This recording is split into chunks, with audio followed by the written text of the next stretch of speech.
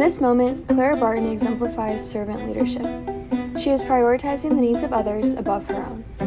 By organizing supplies and helping soldiers recover their personal belongings, she builds trust and demonstrates influence without formal authority, relying instead on selflessness and compassion. While others retreated from the front lines, Clara Barton moved toward them. Crossing active battlefields, she searched for the wounded, delivered life-saving supplies, and provided care where it was needed most. In these moments, Barton led through courage and example. Each life she touched was a reminder that leadership is not about position, it's about taking action. So, who is Clara Barton beyond the battlefield? Clara Barton, Yes. tell me about your childhood and Yes, what's upbringing. I'm the youngest of 5 children.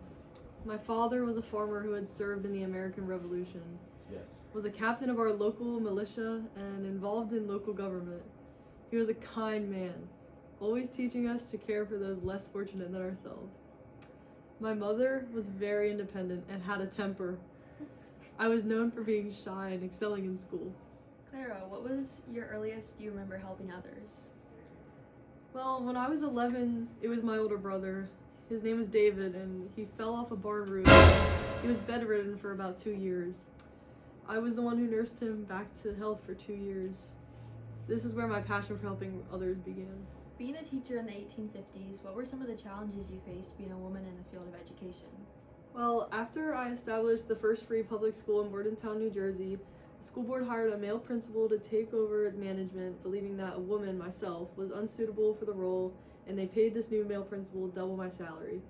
I left after my raise was denied as a form of protest. I'm a firm believer in education, so I had to work hard and prove that I was capable and dedicated to my students, and it made a difference. For all young people out there, I would tell you that one of the most powerful forces you can follow is the desire to help others.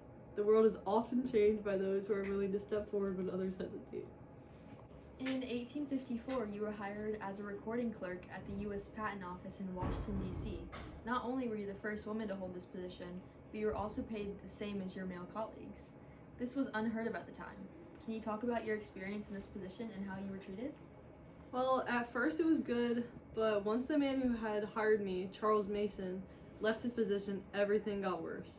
My colleagues were hostile and jealous, and eventually I was demoted and my pay was way cut. When the Civil War began, you quit your job to bring supplies to Union soldiers in need and tend to the wounded, becoming known as the Angel of the Battlefield. What motivated you to risk your life by helping others in the Civil War? Are there certain things that kept you going when the work felt overwhelming or dangerous? Well, when the war began, I could not stand by knowing that there were so many suffering without help. These were not just soldiers, they were sons, brothers, and fathers, far from home and in desperate need. I believed it was my duty to go to them, to bring what comfort and care I could, even in the midst of danger.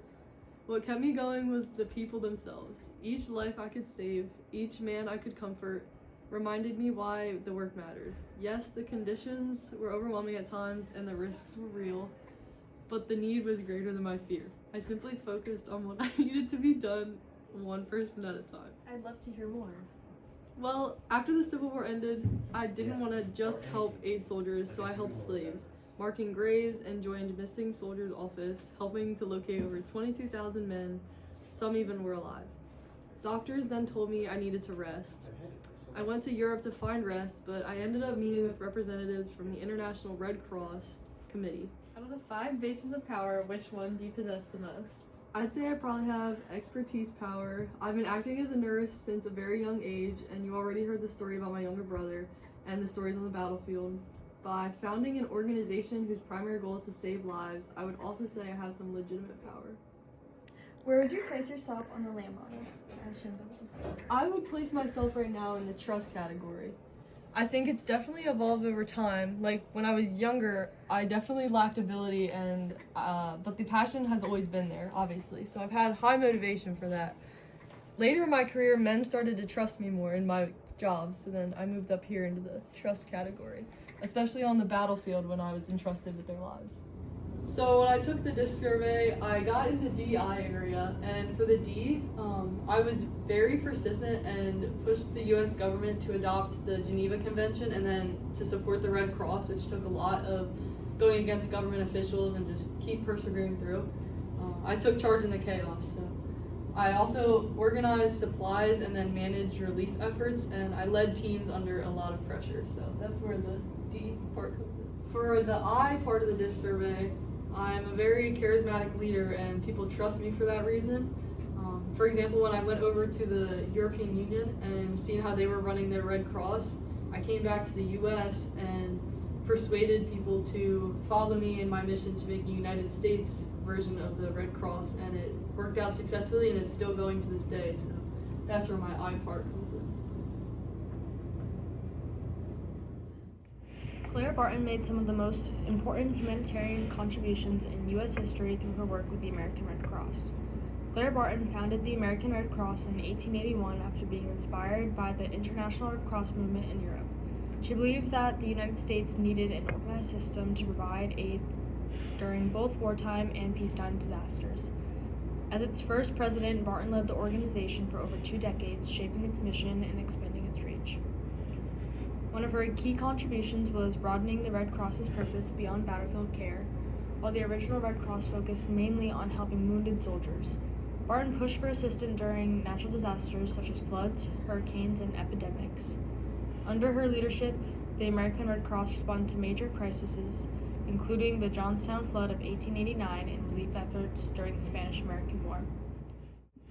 Barton also played a crucial role in getting the United States to adopt the Geneva Convention in 1882, which formally recognized the Red Cross and established rules for humanitarian treatment during war. This helped legitimize the organization and allowed it to operate more effectively on an international level. Another major contribution was her hands-on leadership style. Barton personally traveled to disaster zones, organized relief supplies, and coordinated volunteers. She emphasized neutrality, compassion, and rapid response, principles that still define the Red Cross today. Overall, Clara Barton transformed the American Red Cross into a vital institution that provides emergency assistance, disaster relief, and humanitarian aid. Her vision expanded the scope of humanitarian work in the United States and set the foundation for how disaster response organizations operate today.